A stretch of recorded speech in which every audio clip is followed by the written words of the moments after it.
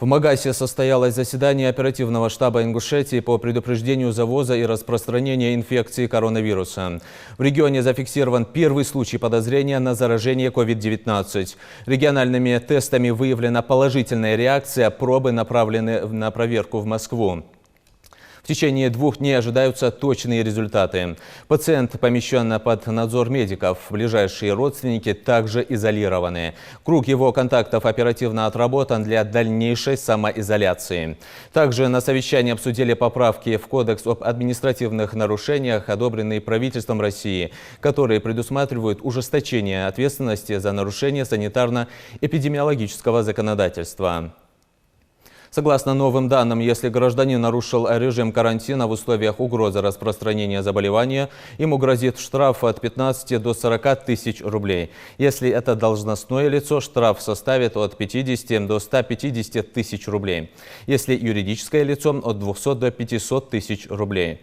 За соответствующее нарушение карантина, если оно при этом привело к причинению вреда здоровью человека или смерти, но не содержит признаков преступления, размер взыскания составит для граждан до 300 тысяч рублей. Для должностных лиц до 500 тысяч, для юридических лиц до 1 миллиона рублей. Подобные меры были введены в связи с пандемией COVID-19. Глава Ингушетии Махмуд-Али Калиматов отметил, что соблюдение мер на территории республики будет под строгим контролем.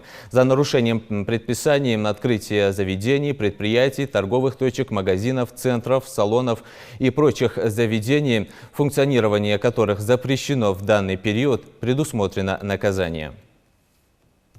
Вы поймите, что не выполняя те требования, которые изложил и президент России, руководство республики, мы подвергнем опасности не только себя, но и других. Поэтому у меня только одно. Прислушайтесь, исполняйте это. Кто не будет исполнять, с сегодняшнего дня применяйте все санкции, неважно, где, кто это нарушает. Особенно юридические лица. Слушайте, свадьбу еще сыграете. Праздник еще будет. Но сегодня отложите это. Отложите это, не вздумайте этого делать. Категорически. Тысячи в странах погибают, умирают. Понимаете?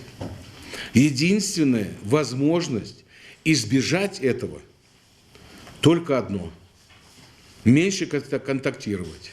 Что еще надо сделать, чтобы вы поняли, что нельзя выходить? Самая главная задача, избежать массовости, это же было сказано, это прекратить ходить по улице. Кто-то, если надеется, что просто оно пройдет, не пройдет. И я только одно понимаю, значит, жестко, твердо настаивать на том, чтобы нигде никто не собирался.